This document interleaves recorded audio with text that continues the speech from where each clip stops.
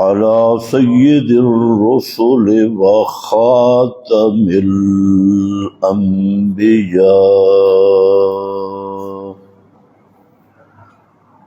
أما بعد فأعوذ بالله من الشيطان الرجيم. بسم الله الرحمن الرحيم.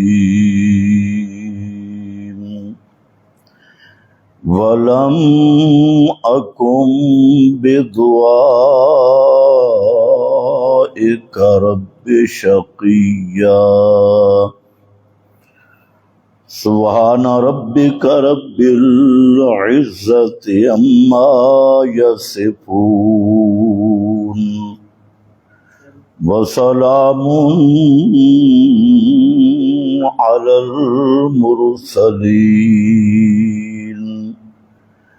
والحمد لله رب العالمين.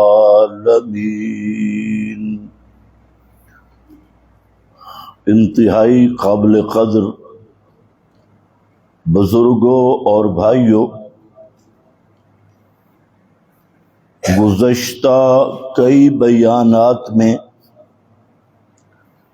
حقیقت توحید کا ایک خاص مضمون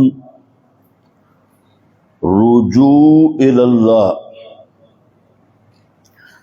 کے متعلق چند باتیں عرض کر دی گئیں، اور اس میں سب سے بڑی بنیاد تھی کہ ہر دکھ درد میں اور خوشی میں انسان ہماتن متوجہ ہو اللہ کی طرف، رغبت کے ساتھ، رہبت کے ساتھ، اور یہ صرف زبانی تقریروں سے یا سننے سے یہ کیفیت نصیب نہیں ہوتی. اس کیفیت کو حاصل کرنے کے لیے اپنے جذبات، اپنے فکر، اپنے عقیدہ کا جائزہ لینا ضروری ہے، اور اس پر غور و فکر کرنا ضروری ہے کہ میرے دل میں اللہ کی توحید کس قدر موجود ہے. واقعتاً ہر دکھ، غم اور خوشی میں میرا دل اللہ کی طرف متوجہ ہوتا ہے یا نہیں ہوتا، کسی اور کی طرف متوجہ ہوتا ہے. تو یہ اس چیز کا جائزہ لینے سے یہ کیفیت نصیب ہو سکتی ہے. میں نے آپ کے سامنے سورۃ الانبیاء سے 3 انبیاء کے واقعات ذکر کیے تھے، جن میں نادا کہ انہوں نے اپنے مصائب اور دکھوں میں کس کو پکارا اور کیسے پکارا، کس طریقے سے پکارا. اور اگر یہی بات آدمی کو سمجھ آ جائے کہ اپنی حاجات اور مشکلات میں کس کو پکارنا ہے اور کیسے پکارنا ہے، تو پورا دین سمجھ آ جائے گا. یہی وجہ ہے کہ انبیاء کی دعوت کا مرکزی نقطہ اسی مسئلہ کے گرد گھومتا ہے کہ پکار کے لائق کون ہے، کس کو حاجت روا سمجھ کے، کس کو مشکل کشا سمجھ کے، کس کو مافوق الاسباب سمیع سمجھ کے اپنی حاجات اور مشکلات میں پکارنا ہے.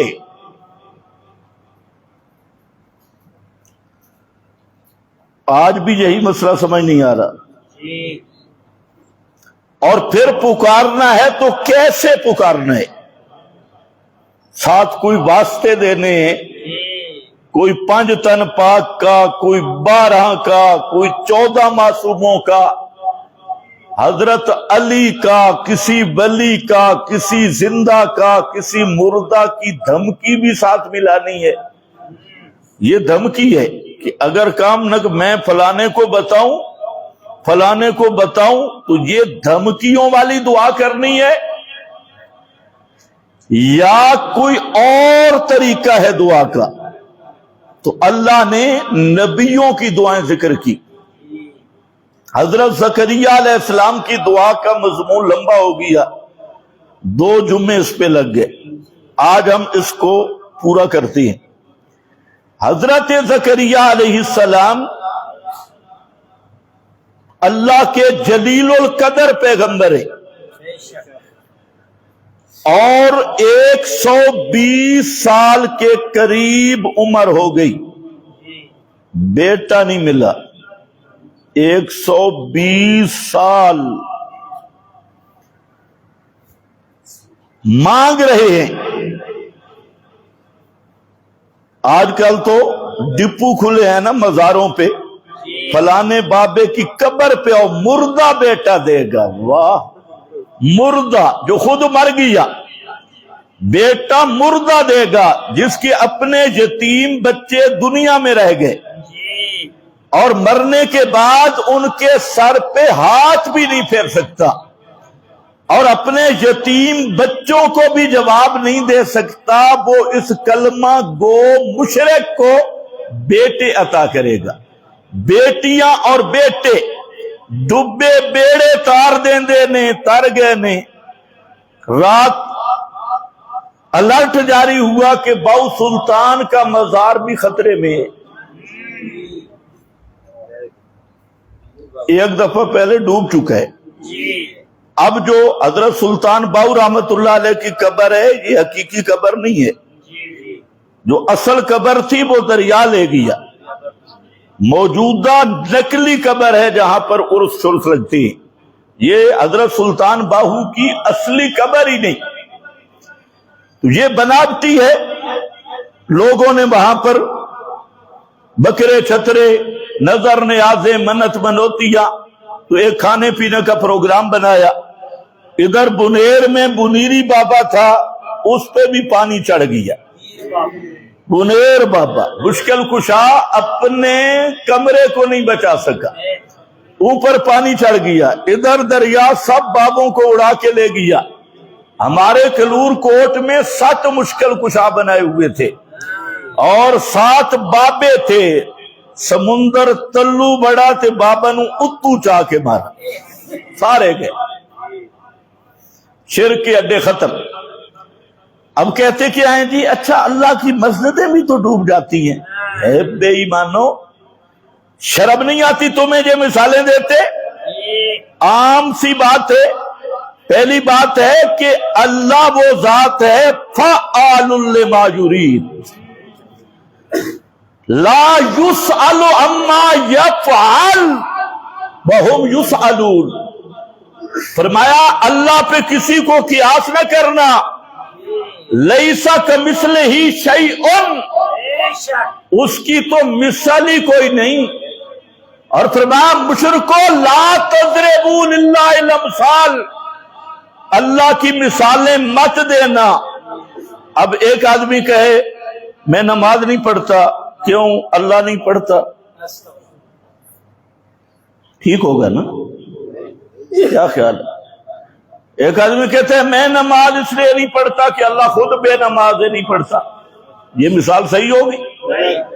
ایک آدمی کہتے ہیں میں روزہ اس لیے نہیں رکھتا کہ اللہ خود روزے دار نہیں. میں حج نہیں کرتا، اللہ حج نہیں کرتا. یہ مثال ہے. یہ مثالیں تم لے کے لوگوں کے سامنے آئے اور تمہیں یہ نہیں پتا کہ وہ رب ہے، وہ خالق ہے اور اس نے یہ کائنات بنائی ہے ابتلا اور امتحان پر. اور مسجدیں تیری بنائی ہوئی ہیں، اس کی بنائی ہوئی نہیں. قسمن تو نے بنائی ہے، تو نے اپنی طرف سے بنائی ہے۔ تو اللہ نے سیلاب بھیجنے والا کون ہے؟ اللہ۔ اور یہ کیا ہوتا ہے؟ ابتلاء اور امتحان۔ تو اس نے کائنات خلق الموت والحیات لیبلوکم ایکم احسن عملا۔ اس لیے یہ بہانہ بنانا، ایک آدمی خنزیر کھائے اور کہے کہ خنزیر بھی تو اللہ نے پیدا کیا ہے نا، بکری بھی تو اللہ نے پیدا کی، خنزیر بھی اللہ نے پیدا کیا۔ ایک آدمی کتا کھائے اور پھر مثال دے کہ بھائی گائے حلال ہے، وہ بھی اللہ نے پیدا کی، کتا بھی اللہ نے پیدا کیا ہے نا، وہ بھی میں کھانا شروع کروں؟ کیونکہ اللہ کی مخلوق ہے۔ اللہ پر بندوں کو قیاس کرنا سب سے بڑا ضد کا یہ ہے۔ اللہ وہ ہے جس کی مثل بھی نہیں، جس کی ند بھی نہیں، جس کی ضد بھی نہیں۔ کیسے مسیحتیں ہی ڈوب جان دیا، واہ واہ، کیسی مثال۔ نمبر 2 یہ کہ اللہ کو تو نے چھوڑا کیوں تھا؟ کہ اللہ دیر کرتا ہے، بابا ذرا ایڈوانس کر دیتا ہے، یہی تھا نا۔ بابے کو پکڑا کیوں تھا؟ اس کو پکارا کیوں تھا؟ کس نظریہ کے ساتھ؟ کہ اللہ کو پکارے، اللہ میری سنتا نہیں، بابا ایڈوانس سنتا ہے، یہ جلدی سنتا ہے۔ اس لیے کہ تو نے بابے کو پکڑا تو پھر بابے کو بھی اللہ پر قیاس کرے تو بے ایمانہ پھر اللہ کو چھوڑ کے بابے کو پکڑا کیوں؟ پتہ نہیں تمہیں سمجھ بھی آئی ہے کہ نہیں؟ بابے کو تو نے مشکل کشا پکڑا تھا کہ اللہ نہیں کرتا تھا، تیرے عقیدے کے مطابق اللہ نہیں کرتا، بابا کر کے دیتا ہے۔ یہ سیڑھیاں نے، پوڑیاں نے، اور کوٹھے تے چڑھنا ہوئے پوڑیاں دی لوڑ پوندی ہے، تے تیری پوڑی خود ہی ڈوب گئی، تے چڑھے گا کس پہ؟ سیڑھی تو خود بھی ڈوب گئی۔ تو اللہ کو چھوڑنے کا فلسفہ یہ تھا کہ بابا ایڈوانس کرتا ہے، بابا اپنے لیے نہیں کرتا تو تیرے لیے کیا کرے گا؟ اپنا مزار بابا نہیں بچا سکتا، اپنے مریدوں کو ساری چرس بھی ڈوب گئی، بھنگ بھی اوپر جو نیک ولی اللہ چرسی بیٹھے ہیں بھنگی مزاروں پہ، وہ بھی ساری گئی۔ تیسرا، اللہ مسجد کے اندر نہیں رہتا، اللہ کسی مکان میں نہیں، وہ مکانوں سے پاک ہے۔ جو مکان میں مکین ہو وہ اللہ ہی نہیں۔ کہ تو اعتراض کرے جی مسجد میں بھی پانی آ جاتا ہے، مسجد میں پانی آنا تب اعتراض بنتا کہ اللہ بھی مسجد کے اندر بیٹھا ہوتا اور اللہ پر پانی آ جاتا۔ اللہ مکان سے پاک ہے، وہ کسی مسجد کے اندر اس کا ڈیرا نہیں۔ اور بابے کا ڈیرا قبر کے اندر ہے، چاہے گھڑیاں بھی پڑی ہے، چاہے بابا گل بھی گیا ہے، لیکن ہے تو ڈیرا قبر میں، بابا قبر میں ہے۔ اور بابے پہ پانی پھر گیا تو پھر اللہ پہ قیاس کرتے ہوئے شرم نہیں آتی؟ تو عرض یہ کر رہا تھا کہ یہ سب جو مر جائے وہ تمہاری سنتا ہی نہیں۔ حاجت ربائی کیا کرے گا؟ مشکل کشائی کیا کرے گا؟ وہ تو سن سکتا ہی نہیں۔ سفارشیں کیا کرے گا؟ اور جو سنتا ہے تو بے ایمانہ اس کو صحیح پکارتے ہی نہیں۔ جو دینے والا ہے اس سے ہٹ گیا، اور جو خود محتاج تھے ان پہ پک گیا۔ مزاروں پہ رش، قبروں پہ رش۔ اب مجاور بھی پھنس چکے ہیں، فوجی مشکل کشا بن کے ریسکیو کر رہے، تو پھر تو فوجیوں کے بکرے چھترے دو نا۔ اب تو فوج مشکل کشا بنی۔ توجہ کر، حضرت زکریا 120 سال ہو گئے، اولاد نہیں ملی، اپنا بیٹا نہیں۔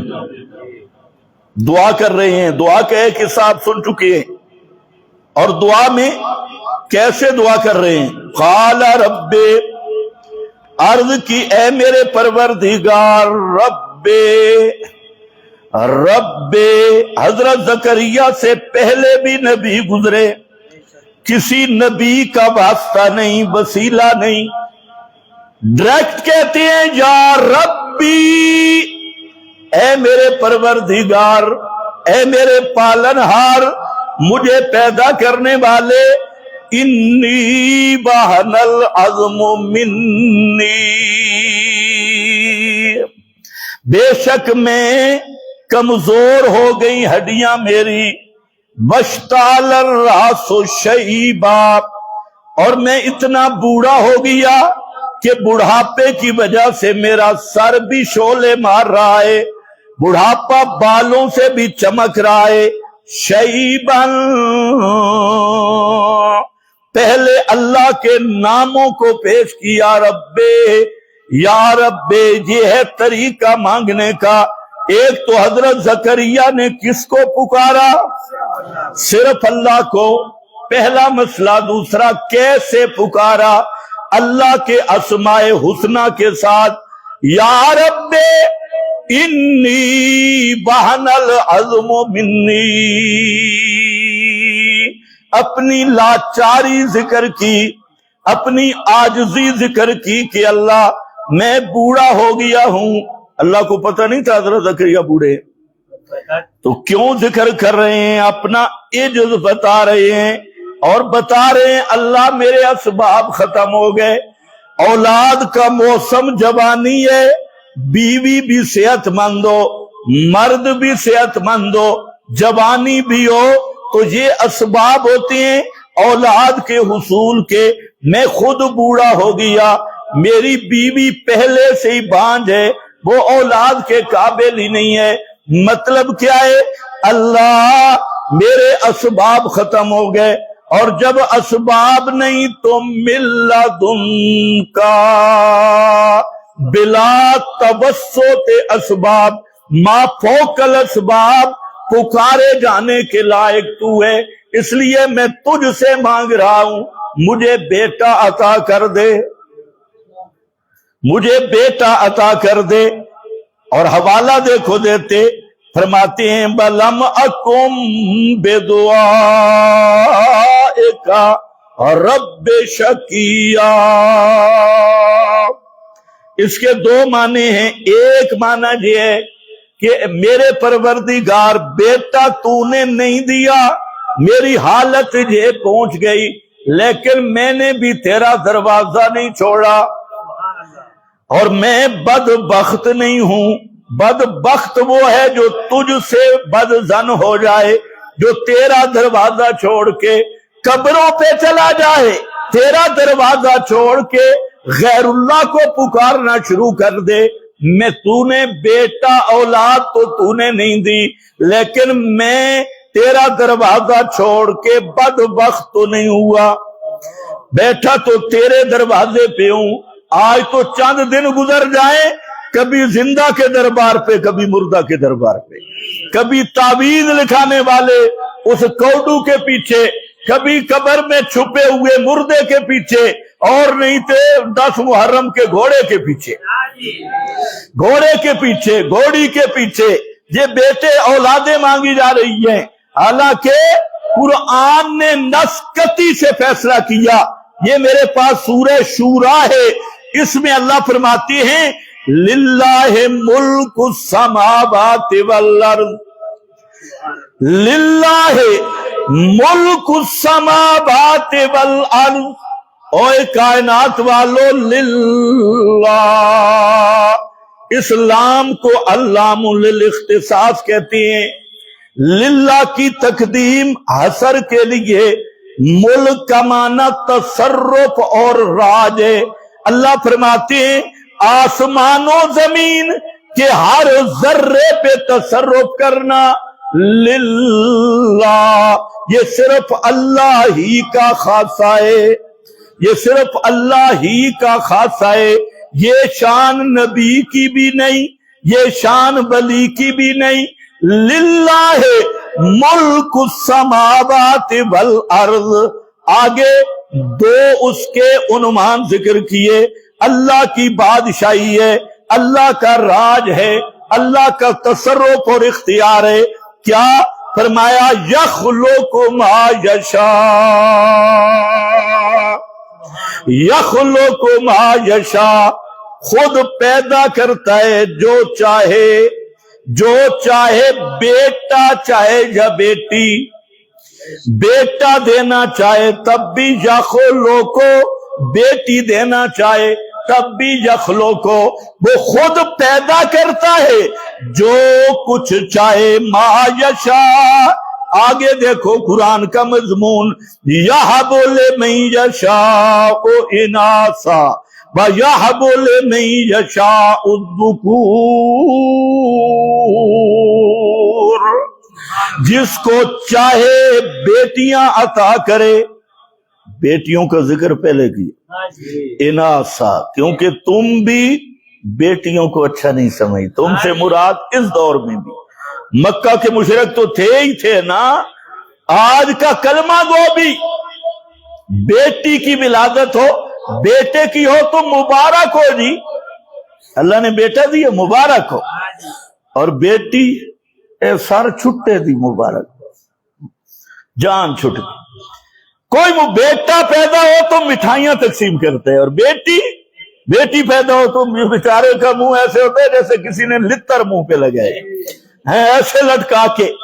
حالانکہ اللہ نے پہلے اناثا کا ذکر کیا تو بیٹی بابرکت ہوتی ہے، اس لیے حدیث پاک میں سب سے زیادہ بیٹیوں کی تربیت کی ترغیب ہے، اور اس پہ انعام ہے کہ جس کو اللہ تعالیٰ بیٹیاں عطا کرے، یاد رکھو اس پہ اللہ کا بہت بڑا انعام ہوا ہے.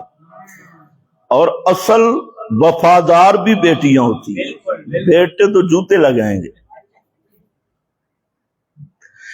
بیٹیوں سے کوئی کسی کو کبھی دکھ نہیں پہنچا، اور بیٹوں کی شوق ہوتی ہے، بڑے ہوتے ہیں تو پھر جب پینٹ پتلون پہن کے آتے ہیں، جی سر ممی ڈیڈی، جب یہ پورے کارٹون بن کے آتے ہیں پھر پتہ چلتا ہے بھئی یہ تو گھر تو میرے پیدا ہوئے، کوئی دانا تو انگریز کا لگ رہا ہے، یہ سپیشل تربیت یافتہ تو ان کا ہوا ہے. تو یہب لمن یشاء اناثا، وہ ہیبہ کرتا ہے، دیتا ہے جس کو چاہے بیٹیاں. اناثا ویہب لمن یشاء الذکور،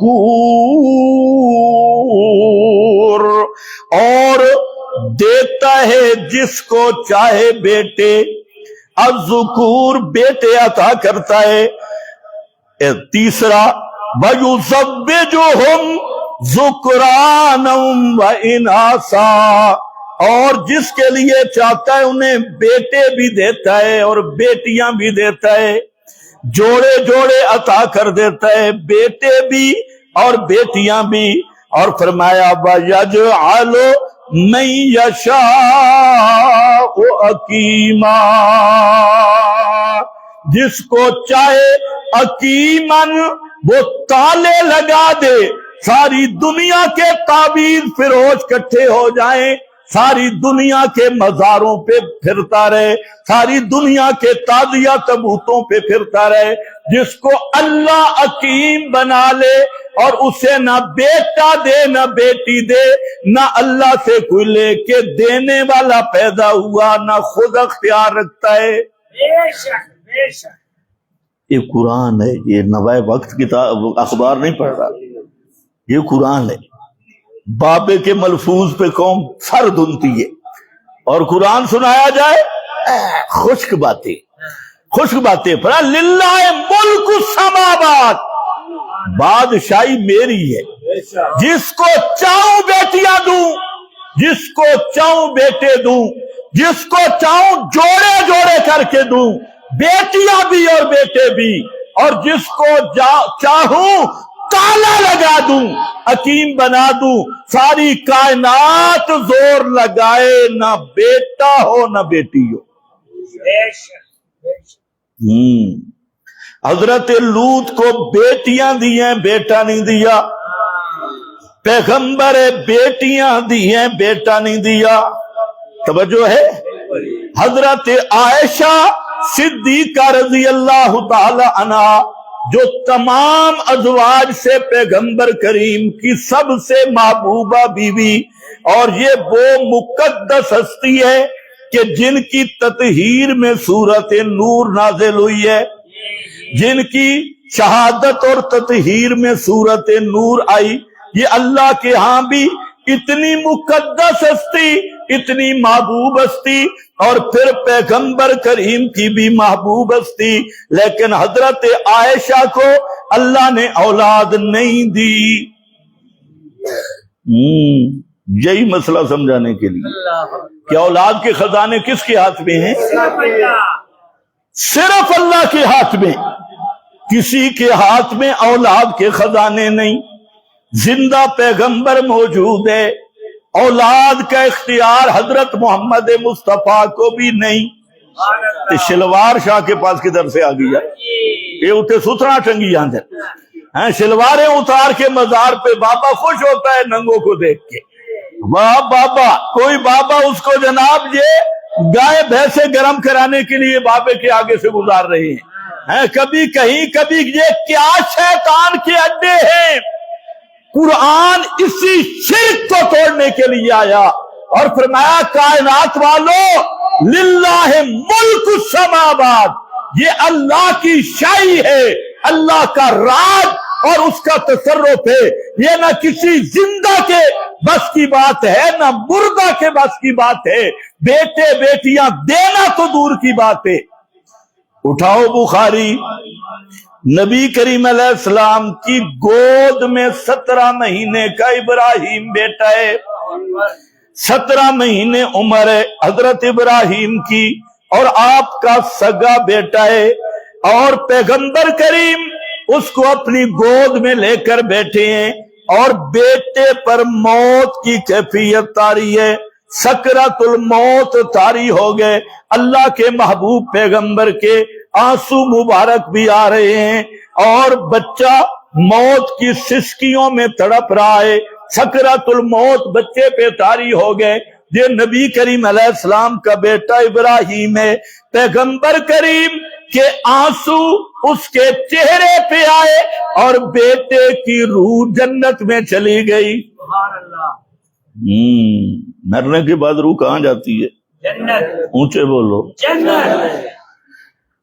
بعد میں ایک دفعہ نبی پاک نے فرمایا بعد میں کہ ان لہو مرضعا فی الجنہ، یہ بھی بخاری میں ہے کہ اس نے دودھ نہیں پیا تھا نا، پورا 17 مہینے تھے، تو اللہ نے جنت میں اس کے لیے دودھ کا انتظام کر دیا ہے۔ ان لہو مرضعا فی الجنہ۔ عقیدہ تو پکا ہے کہ نہیں؟ جمعراتی روحاں والا نہیں ہے، جمعراتی روحیں آ جاتی ہے خیرات چاول لینے کے لیے، حلوہ لینے کے لیے، اور کچھ بے ایمان کہتے ہیں دفن کے بعد ادھر واپس آ جاتی ہے۔ یہ کس کو ادھر جنت میں دودھ مل رہا ہے؟ ان لہو مرضعا فی الجنہ، یہ حضرت ابراہیم ہے، پیغمبر کریم کا بیٹا، مرنے کے بعد روح جنت میں گئی۔ ہاں، پنجاب کے ماسٹر کہتے ہیں جی یہ کھانا پینا تو جسم کا خاصا ہے، روح کیسے کھاتی ہے؟ اب پوچھ ماسٹر سے، یہ جو اوپر جنت میں دائی کا انتظام ہوا دودھ کا، وہ دودھ کون پی رہا تھا؟ پیغمبر کریم فرماتے ہیں روح پیتی ہے، روح کھاتی ہے۔ اور ادھر پنجاب کا 80 ماسٹر فیل، وہ کہتے ہیں جناب یہ کھانا تو پیٹ کھا رہی اور کوئی چیز نہیں۔ واہ کیا بات ہے! پیغمبر کی بات سچی ہے یا اوٹی ٹیچر کی بات سچی ہے؟ اونچے بولو۔ پیغمبر کریم نے فرمایا تاکلوا من ثمارہا، ان کی روحیں جنت کے پھل کھاتی ہیں، تشرب من انہارہا، ان کی روحیں جنت کے پانی، نہروں کا پانی روحیں پیتی ہیں۔ پیغمبر کہتے فرماتے ہیں روحیں پیتی کھاتی ہیں، ماسٹر کو نو نو نو نو نو نو پیٹ ہی کھاتا پیتا ہے۔ کیا بات ہے! واہ ماسٹر واہ، صدقے پیغمبر کریم کے آنسو آ رہے ہیں، 7 صحابی ہے، پوچھتا ہے اللہ کے محبوب ہمیں تو رونے سے منع کیا اور آپ کے آنسو آ رہے ہیں. فرمایا یہ بے اختیار رونا، آنکھوں پہ قبضہ نہ ہو اور آنکھیں بہ پڑیں. ایک ہے با اختیار رونا، بابیلا کرنا، سینہ کو بھی کرنا، ماتم کرنا، گھوڑا نکالنا، جلوس نکالنا، وہاں پر جناب آگ پہ چلنا اور سینہ کو بھی کرنا. فرمایا منظر بالخدودا بشکل جیوبا فلیس منا،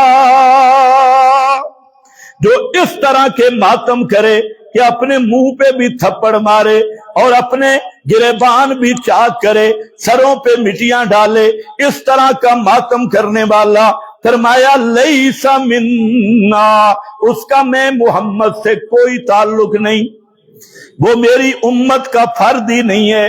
اور ایک رونا وہ ہے کہ بے اختیار آنسو نیچے آ جائیں. فرمایا یہ تو اللہ کی رحمت ہے. پیغمبر کریم پھر جملہ کہتے ہیں، فرماتے ہیں ان العین تدمع والقلب یحزن، کہ میرے بیٹے ابراہیم میرا دل تو زخمی رہے گا، میری آنکھوں سے آنسو تو آئیں گے، ما نقول، لیکن زبان پہ ہمارے ایک ہی جملہ ہوگا، انا للہ و انا الیہ راجعون. زبان پہ یہی جملہ جاری رہے گا. پیغمبر کا اپنا بیٹا پیغمبر کی گود میں دنیا سے چلا گیا، تے تیرے موئے پہ پتر پہ دین دن، تیرے 10 محرم دے خسی گھوڑے پتر پہ دین دن، اور تیرے ملنگ مشکل کشائیں. حضرت زینب نے نبی کریم علیہ السلام کی طرف پیغام بھیجا کہ اللہ کے محبوب میرے گھر آؤ، یہ زینب آپ کی بیٹی ہے. حضرت زینب کا چھوٹا بچہ بیمار تھا تو پیغمبر کریم نے ابتداءً فرمایا اللہ کی قضا پہ راضی رہے. اس نے دوبارہ قسم دلوا بھیجی حضرت زینب بیٹی نے کہ آپ میرے گھر ضرور آئیں گے. نبی کریم علیہ السلام حضرت زینب کے گھر پہنچے اور بیٹا حضرت زینب کا بیٹا آپ کا نواسا ہے، وہ آپ نے اپنے ہاتھوں پہ بیٹے کو اٹھایا. تمہیں کیا کہتے ہیں، پیر سارا کچھ کر دینے. ہاں ادھر تو مسئلہ یہ ہے جناب، بڈھی آ گئی، بڈھی ہر جھوٹ میں بڈھی آئی، اور پیرے کی بیٹا تھا وہ بھی مر گیا. شیخ جیلانی نے جمپ لگایا اور تیسرے آسمان پہ ابھی اسرائیل پہنچا تھا اور پیچھے سے لگائی اور تھیلا روحوں والا اس سے چھین لیا اور 3.25 لاکھ بندے کی روحیں تھی، سارے زندہ ہو گئے. خطیب، واہ خطیب. ادھر تو جناب شیخ جیلانی پیچھے سے کک لگا کے تھیلے روحوں والے چھین لیتے ہیں، اور ادھر پیغمبر رو رہے ہیں.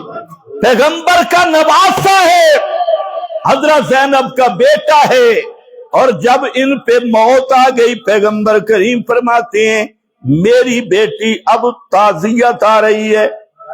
کیا آ رہی ہے؟ بولو کیا آ رہی ہے؟ تعزیت. تعزیت وہ نہیں جو لوگ کرتی ہیں، یہ تعزیت نہیں. تو اب یہ تعزیت آ رہی ہے. فرماتے ہیں اس بیری، یہ میری بیٹی صبر کرنا، بہتا سے بھی، اور ثواب کی نیت کرنا، صبر کرنا، ثواب کی نیت کرنا. ان للہ ما اخذ وَلَهُ مَا أَعْطَى. ان للہ ما اخذ، بے شک اللہ ہی کے لیے ہے جو اللہ نے لے لیا. مال بھی اللہ کا تھا، لے بھی اللہ نے لیا ہے، دیا بھی اللہ نے تھا، لے بھی اللہ نے لیا ہے. ان للہ ما اخذ وَلَهُ مَا آتَى، وہ ہے ہی مختار کل، جو دے اس کی مرضی، جو لے اس کی مرضی. اس کی تقدیر میں ہمارا کوئی بس نہیں چلتا. یہ تعزیت کے لفظ کہے. بے شک بے شک.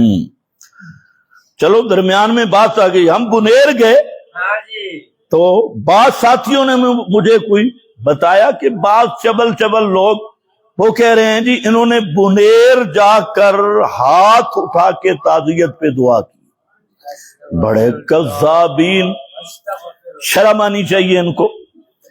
हमने तो पूरी जिंदगी इस बिदत का मुकाबला किया, हर जगह पे मुकाबला किया, हम सारे लोग नाराज किए और इन रस्मों बिदत के साथ बाइकाट किया। ये तो शुक्र है मेरे साथ साथी मौजूद हैं और थे। जहां दुआ हुई वहां फौतगी कोई नहीं हुई थी। वो हमारे आलिम थे मिसबाहुद्दीन मलकपुरी साहब रहमतुल्लाह अलैह, बड़े आलिम थे। तो उनके हम मदरसे और मस्जिद में गए, मस्जिद में पानी आया था और उन्होंने सफाई की, मदरसे में पानी, वहां फौतगी कोई भी नहीं हुई। तो वहां हम बैठे तो उन्होंने कहा जी मस्जिद और मदरसे के लिए दुआ करो। तो वो मस्जिद और मदरसे के लिए हमने दुआ की। और जहां हम ताजियत पे गए वो तो वीडियो मौजूद है, वहां तो हमने इन्ना लिल्लाह पे तकरीर भी की है और यही जुबानी ताजियत की जो सुन्नत के मुताबिक है। लेकिन कज़्ज़ाबीन और शत्ताम लोग इनके शर से अल्लाह ही महफूज रखे। तो हम दुआ के मुनकर नहीं, दुआ अब भी मेरे साथ आप हाथ उठा के कर लें, कोई मसला नहीं।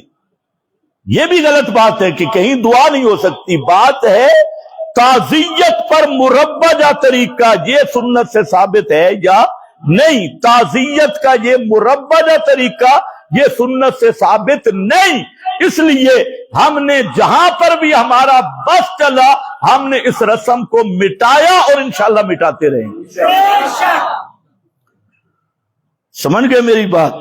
हाँ, तो ये बाज लोग होते हैं ना कि आप भी कोई बात हो तो तहकीक कम अज कम किया करो। बात कहाँ की होती है, लगाते लोग कहाँ हैं। और ये होते वही शुरते अब्दुल्ला इब्न सबा की नस्ल है जिनका किसी चीज के साथ लेन देन नहीं है। खैर बहरहाल मैं अर्ज कर रहा था कि बेटे देना तो दूर की बात, यहां तो रूह जा रही है वापस भी। हाँ, इजराइल थैले छीन रहा है और तीसरे आसमान पे वो जाके क्रिकेट खिला रहे हैं बेईमान और कहते हैं अंडी लगाई फलां किया। अब आ मेरा भाई, अल्लाह फरमाते हैं ये बेटे बेटियां देना ये सिर्फ मेरी शान है। लिल्लाहि मुल्कु समावाति वल अर्द। हजरत ज़करिया ने बेटा मांगा, क्यों मांगा उसकी वजह भी बयान कर दी। फरमाते हैं मेरे अल्लाह मुझे औलाद दे दे। क्यों? यारे सोनी व यारे सो मिन आले याकूब। पहली बात है इन्नी खिफ्तुल मवालिया मिन वराई, मैंने पूरी जिंदगी में तौहीद की खिदमत की, ये मरकज मेरा तौहीद का। और जो मेरे रिश्तेदार हैं ये बिल्कुल ना अहल हैं, मुझे इन पे कोई इतबार नहीं। मुझे बेटा दे और बेटा भी वो जिसको तू पसंद करे ताकि मेरी तौहीद के मिशन का मुहाफिज रहे। हजरत ज़करिया क्यों बेटा मांग रहे थे? दुकानों के लिए, मकान प्रॉपर्टी के लिए नहीं, मसला तौहीद के मिशन का वारिस रहे। इसलिए फरमाया यारे सोनी जो मेरा भी वारिस हो, व यारे सो मिन आले याकूब और आले याकूब का भी वारिस हो। यहां मलंग कहते हैं देखो नबी की विरासत होती है या नहीं, तमहीद है। फिर तो मैंने कहा मलंग साहब तुझे क्या फायदा होगा और राफिजिया तुझे क्या फायदा होगा? अब तक तुझसे ये मुतय्यन ही नहीं हुआ कि ये बागे फदक तरका था या हेबा था। दुनिया शीयत को चैलेंज करके कह रहा हूं, अपने ईरान से लेकर लखनऊ तक सब बदमाशों को जमा करो और पहले ये तो फैसला करो ना कि फतक का बाग ये विरासत था या हेबा था। हेबा है तो विरासत नहीं बनता, विरासत है तो हेबा नहीं बनता। کہتے ہیں جھوٹ وہ جس کے پاؤں نہ ہو، اس کے بھی کوئی پاؤں نہیں۔ ایک ذاکر روتا ہے یہ جی ہیبا تھا، 10 خط تھے، گواہیاں مانگی گئی۔ دوسرا کہتے ہیں وراثت تھا۔ تو جب وراثت ہے تو ہیبا نہیں، ہیبا ہے تو وراثت نہیں۔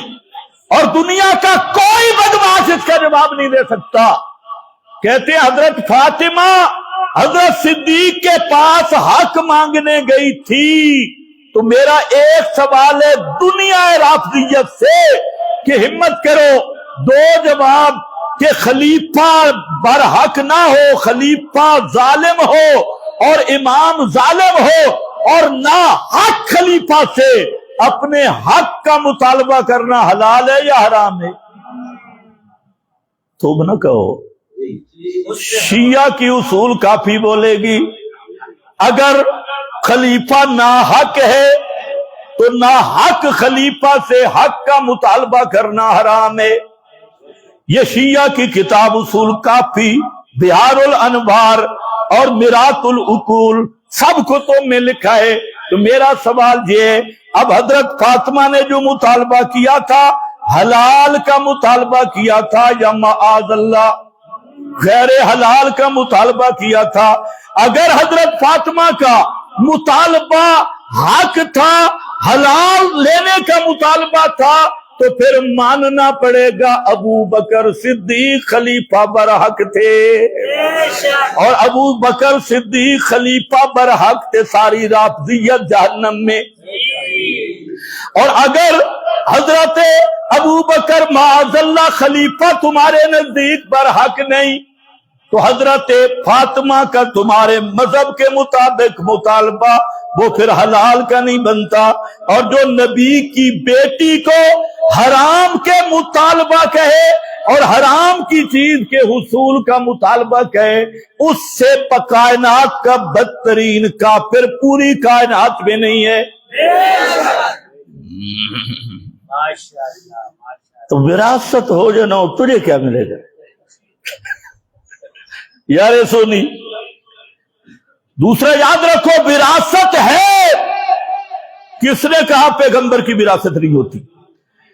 پیغمبر کی وراثت ہے، لیکن وہ وراثت ہے مشن کی، وہ وراثت ہے پیغمبر کے علم میں۔ میری کتاب چھوڑ، اصول کافی، بہار الانوار، میرات العقول، اپنے اماموں کی پاک کتابیں اٹھا، وہ خود لکھ رہے ہیں کہ نانو معاشر الانبیاء لا نورث ما ترکنا صدقہ، کہ پیغمبر کریم نے فرمایا انبیاء کرام کی مقدس جماعت اس کی دنیا کے مال میں وراثت نہیں ہوتی، ہم جو کچھ چھوڑتے ہیں وہ صدقہ ہوتا ہے۔ تماشا بنایا ہوا ہے، کوئی ذاکر بے حلف الف ادھر کھڑا ہو گیا، کوئی ادھر کھڑا ہو گیا، اور اتنا گھنٹے حق نہیں دیا، فلاں نے حق نہیں دیا۔ اور بے ایمانو، یہ حق اگر تھا تو پھر حضرت علی نے کیوں نہیں دیا؟ حضرت حسن رہے 6 مہینے تک، اگر ابو بکر صدیق نے ناانصافی کی معاذ اللہ، تو پھر اس ملنگ سے پوچھ کہ یہ حق علی نے واپس کیا تھا؟ 4.5 سال تو حضرت علی خلیفہ رہے، تو خود کہتے ہیں نہیں جی۔ پھر حضرت حسن نے کیا تھا؟ نہیں جی۔ تو پھر حضرت ابو بکر نہ واپس کرے تو ظلم ہے، تو علی اور حسن واپس نہ کرے تو کیا بنے گا؟ جو کام ابو بکر نے کیا وہی کام علی نے کیا، جو کام ابو بکر نے کیا وہی کام حسن نے کیا۔ تو بے ایمانو، تمہیں شرم نہیں آتی کہ ابو بکر صدیق پہ بھونکتے ہو، اور وہی کام علی کرے تو آگے سے امام معصوم کہتی ہو؟ پتہ نہیں تمہیں سمجھ بھی آئی ہے جن؟ باقی وراثت نبی کی بھی ہوتی ہے، لیکن کس میں؟ کس میں؟ علم میں۔ اچھا، ایک اور برادری بھی اٹھی ہے، وہ بھی ہے انہی کی نسل، لیکن پوتی انہی کی پوتے۔ وہ کہتے ہیں نبی کی وراثت اس لیے تقسیم نہیں ہو کہ نبی زندہ ہے۔ واہ واہ واہ واہ، ایک ہی جیسی، ایک ہی کھوتا ریڑی کے سوار ہے۔ نبی کی وراثت اس لیے تقسیم نہیں، نبی زندہ ہے۔ اچھا ماشاءاللہ، تو شہید کی وراثت بھی تقسیم نہیں ہوتی ہوگی؟ بس یہ ان کی دلیلیں ہوتی ہیں جو اتنی جلدی فیل ہوتی ہے نا، ایک منٹ بھی نہیں۔ اچھا، حیات انبیاء کو قیاس کرتے ہیں حیات شہداء پر، کہ جب شہید زندہ ہیں تو انبیاء بھی زندہ ہیں۔ تو اب وراثت کا مسئلہ آیا، نبی کی وراثت تقسیم اس لیے نہیں ہوئی، علت کیا ہے؟ نبی زندہ ہے، تو ان سے پوچھ پھر شہید کی وراثت وہ بھی تقسیم نہیں ہونی چاہیے۔ بس دلیل گئی، شرم آنی چاہیے۔ اور نبی کی وراثت مال میں ہے ہی نہیں، اس کا مطلب ہے کہ رافضیہ کے ساتھ پلیٹ فارم تمہارا ایک ہی ہے۔ وہ کہتے ہیں وراثت تقسیم اس لیے نہیں ہوئی صحابہ نے ظلم کیا، یہ کہتے ہیں وراثت تقسیم اس لیے نہیں ہوئی نبی زندہ ہے۔ مطلب ہے وراثت مال میں ہے صحیح، اس پر رافضی للڑ بھائی بھائی، لیکن سن لو اہل سنت کا مذہب یہ ہے کہ پیغمبر کی مال میں وراثت ہوتی نہیں۔ اسی لیے جب حضرت فاطمہ رضی اللہ تعالیٰ عنہ کی بات پہنچی ابو بکر صدیق کے پاس، تو حضرت صدیق اکبر نے فرمایا کہ اے فاطمہ، میرا مال بھی تجھ پہ قربان، میری جان بھی تجھ پہ قربان، تو میرے نبی کی بیٹی ہے، لَقَرَابَةُ رَسُولِ اللَّهِ أَحَبُّ إِلَيَّ مِنْ ان اصل من قرابتی۔ ابو بکر صدیق نے عرض کی کہ حضرت فاطمہ بطول جنت، مجھے رب کی قسم میرا مال بھی، ذاتی مال اور میری اولاد بھی، سب تمہارے گھرانے پہ قربان۔ جو چیز تجھے ضرورت ہے میں دینے کے لیے تیار، لیکن جو مسئلہ پیغمبر کی امانت کا ہے، تیرے بابے کا فرمان یہ ہے، اور حضرت علی نے بھی اس کی شہادت دی، حضرت عباس نے بھی شہادت دی، اور تمام صحابہ کرام نے شہادت دی کہ تیرے بابے کا حکم یہ ہے کہ میرا جو مال بھی ہوگا وہ بیت المال کا حصہ ہوگا، وہ صدقہ ہوگا، اور اس سے اسی طریقے پہ جاری رہے گا جو پیغمبر کی زندگی میں جاری رہا۔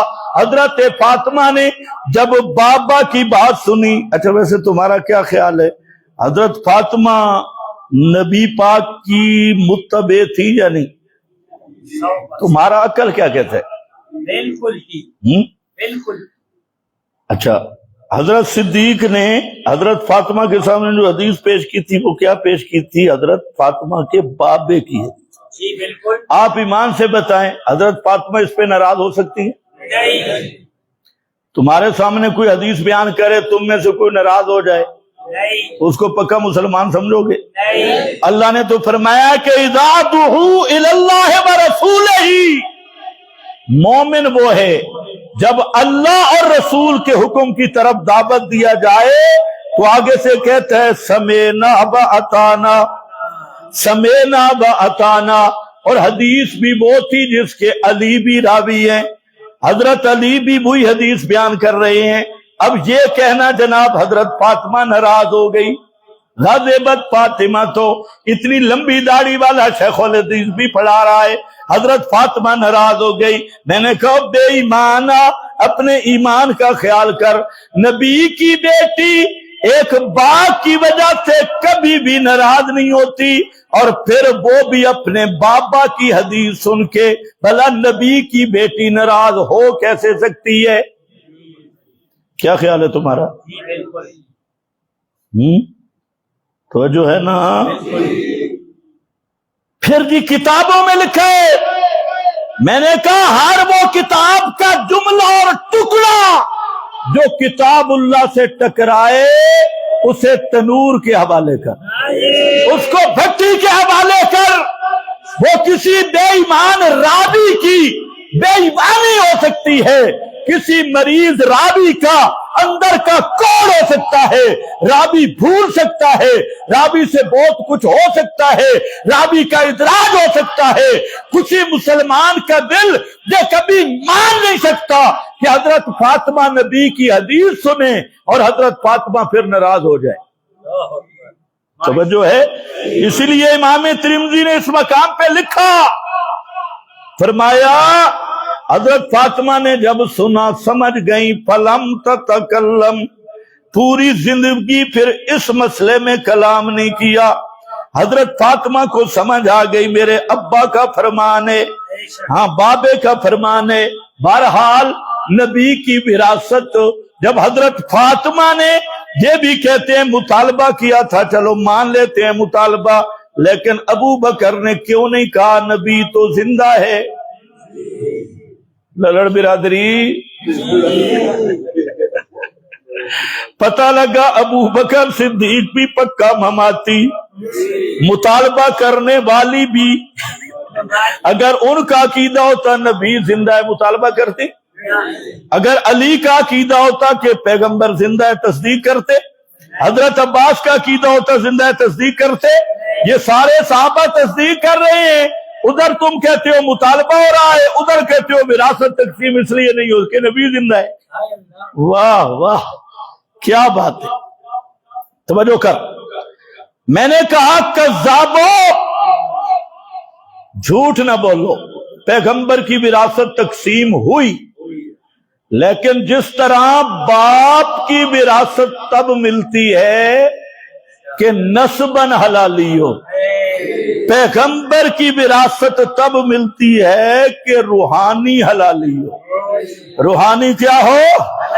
جس کی نسبت توحید والی ثابت ہو، تو جو روحانی حلالی ہے اس کو نبی کی وراثت مل گئی۔ بے شک بے شک۔ تو اب تمہاری قسمت، جو کہتے ہیں تقسیم نہیں ہوئی وہ بھی بیچارے سچے ہیں، ان کی قسمت ان کو ملی نہیں۔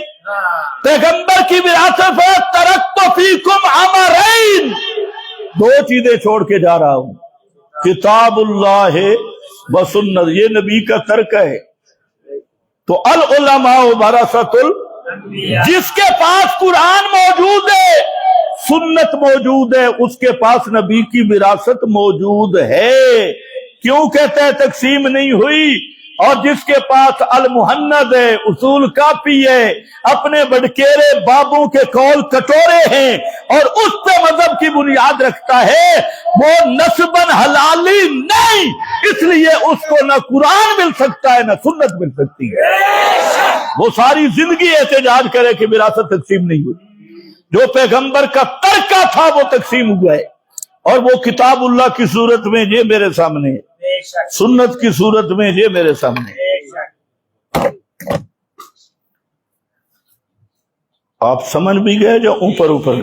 تو حضرت زکریا کیا کہہ رہے تھے؟ میرا بھی وارث بنے، آل یعقوب کا بھی وارث بنے۔ اگر عقل ہو جہاں پر بھی سمجھ آتی ہے، اگر یہ وراثت تھی دکان کی، مال کی، زمین کی، تو حضرت زکریا کا بیٹا باپ کا تو وارث بن سکتا ہے، آل یعقوب کا وارث حضرت زکریا کا بیٹا کس اصول سے بنے گا؟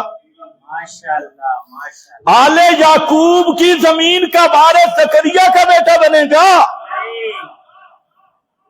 تو معلوم ہوتا ہے یہ مال والی وراثت نہیں ہے جو نسب پہ چلتی ہے، یہ وہ دین والی وراثت ہے، دینی وراثت جس میں روحانی نسب چلتا ہے، جسمانی نسب نہیں چلتا، کسی قوم کا بھی ہو، لیکن عقیدہ صحیح ہو تو وہ میرے نبی کا وارث ہے۔ یہی حضرت زکریا مانگ رہے تھے، میرا بھی وارث بنے، آل یعقوب کا بھی وارث بنے، وَاجْعَلْهُ رَبِّ رَضِيًّا، اللہ اس کو اپنا پسندیدہ بنا، اس کو ایسے بنا کہ تجھے پسند آ جائے۔ اب اللہ کو کیسے بندہ پسند آتا ہے یہ انشاءاللہ اگلے جمعے پہ واقع ہوگا۔